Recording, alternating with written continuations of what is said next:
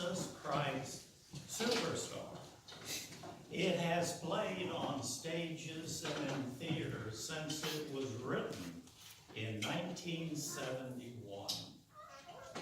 Written by Andrew Lloyd Webber and Tim Rice, it depicts this coming week, Holy Week, the week beginning today and culminating on Good Friday. The storyline, however, only loosely follows that of the biblical text. To say that there are deviations is putting it rather mildly. In the musical, Jesus is portrayed as being out of control, being swept along by political and social forces far beyond his control, some of which support him, some of which oppose him. The crowds hail Jesus as superstar, while the chief priests, they plot how they can murder him. Caught up in these forces far beyond his control, Jesus eventually, reluctantly, finds himself on the cross. The genre of this play is known as a tragedy. Jesus is the central tragic figure in this story. His rise to power and then his fall from power were all far beyond his ability to control. But that does not fit the biblical narrative. In the Gospels, Jesus was not simply a victim of circumstances. Quite the opposite. His suffering was intentional and purposeful. In fact, the Gospels describe Jesus being the only one in control of the events of this week. The crowds, the priests, the scribes, the disciples, even Pilate, are all emotional and unpredictable. In the biblical record, Christ moves relentlessly and confidently towards his death on the cross. The cross is why he came. The cross is the culmination of God's plan to save you. The Bible also makes it clear that Christ's suffering and death were not accidental at all. Instead, his suffering and death were intentional and purposeful. He came to sacrifice his life to save you.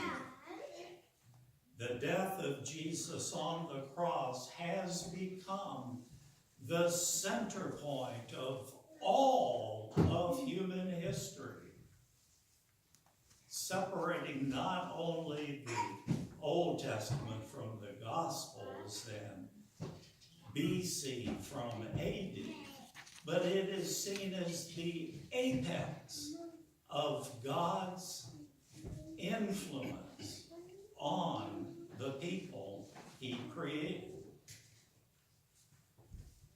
The crucifixion That was God's plan from the beginning. The Apostle Peter said, the bloody sacrifice of Christ as the Lamb of God was ordained by God before the creation of the world. So when Adam and Eve decided to disobey God and brought sin and death and evil into our world, God responded immediately, promising that one day he would send a Savior, and that Savior would reverse the curse. He promised to save you by crushing sin, death, and the devil.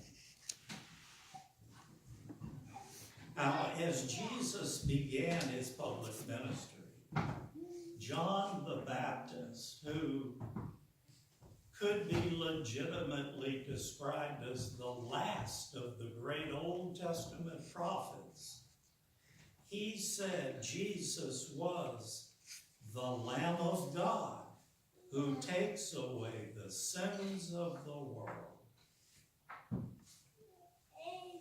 As we've talked about before, time and time again, Jesus told his disciples that he must go to Jerusalem, that he must suffer many things at the hands of the elders, the chief priests, and the teachers of the law, that he must be killed, and that on the third day he will rise again. When that fullness of time finally came, Jesus willingly submitted to those who would kill him. Unlike the story in Jesus Christ Superstar, Jesus was not caught up in events and circumstances well beyond his ability to control. He was in control of everything that was happening to him and around him. When the armed guards came to arrest him, as he awaited them peacefully in the garden, he didn't run or flee. He didn't even try to hide. He allowed them to take him, to bind him, arrest him, and take him to Caiaphas and the Sanhedrin.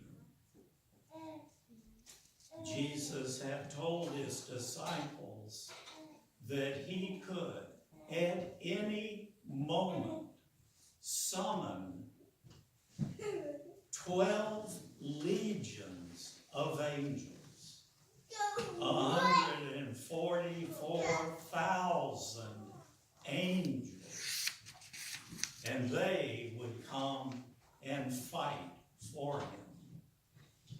Now, if you remember last week, one angel killed 180,000 Assyrian soldiers in one night. One angel. I'm not sure we can even imagine the power that is contained in 144,000 of those angels. But instead of summoning them, Jesus submitted so that the scriptures would be fulfilled. As he stood before Caiaphas and then Pilate, he told them that their authority exercising was given to them from above.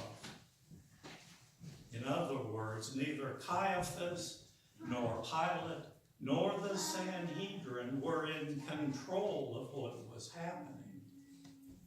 God was in charge. God very easily can and does use evil people with evil intent to accomplish his good purposes. As they crucified him, Jesus was paying the price that God demanded for your sins and for my sins. In Hebrews chapter 10 we read, "We have been made holy through the sacrifice of Christ's body, once for all." Everything we do has consequences. Some consequences are good, some not so good. These are the consequences of what Jesus did on Good Friday. His blood cleansed you from all of your sin.